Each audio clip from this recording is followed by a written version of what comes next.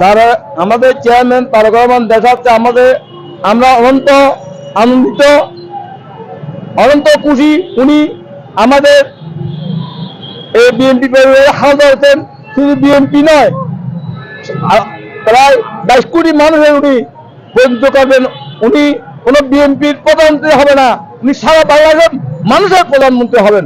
এবং আগমনকে আমরা স্বাগত জানাচ্ছি এবং আমরা 2005 সালে তার আগমনের পর চট্টগ্রামে এই প্রথম উনি আসতেছেন 21 বছর পর, এবং চট্টগ্রামের প্রত্যন্ত অঞ্চলের মানুষ আজকে নগর এবং প্রত্যন্ত উত্তর দক্ষিণ মহানগরের প্রত্যেকটা স্তরে ইউনিটি আমরা আগামী 25 তারিখ জনসভাকে সফল এবং সার্থক করার জন্য এবং চট্টগ্রামের বিএনপি পরিবার নয় তথা চট্টগ্রামের মানুষ উদ্বেলিত হয়ে ওই জনসভায় সম্পৃক্ত হবে।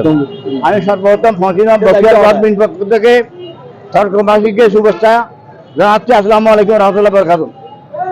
আমাদের নবসৃষ্ট চেয়ারম্যান তারুণ্যের অহংকার দেখেন নাই, তারেক রহমান চট্টগ্রাম আসছেন, চট্টগ্রামবাসী ডাকছে, ঈদের আমার সৃষ্টি হয়েছে।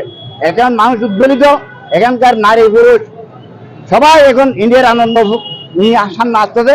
তারেক রহমান খুঁজছে ইনশাল্লাহ চট্টগ্রাম নগরী এটা হচ্ছে জনগণের নগরী হয়ে যাবে।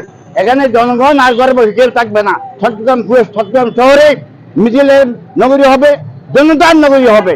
আমি সবাইকে আগামী নির্বাচনে দানিশে ভোট দেওয়ার আহ্বান জানাইয়ে এবং আমাদের নওয়াজের প্রার্থী আবু জুয়েন ভাইকে দানিশে ভোট দেওয়ার আহ্বান জানাই। সকল বক্তব্য অহংকার তারেক রহমান দীর্ঘ 22 বছর পর আমাদের চট্টগ্রামে আগমন উপলক্ষে আমরা সর্বাত্মকভাবে সবাই প্রতিটা ঘরে ঘর থেকে, ওয়ার্ড থেকে এবং সেন্টার কমিটি থেকে শুরু করে প্রতিটা সর্বস্তরের জনগণ আজকে উৎফুল্ল হয়ে আছে যে তারেক রহমানের সমাবেশকে সফল এবং সার্থক করার জন্য যে কোনো কিছুর বিনিময়ে আমরা এই জনসভাকে আমরা শান্তিপূর্ণভাবে ব্যাপকভাবে আমরা ইনশাআল্লাহ আমরা আগিয়ে নিয়ে যাব এবং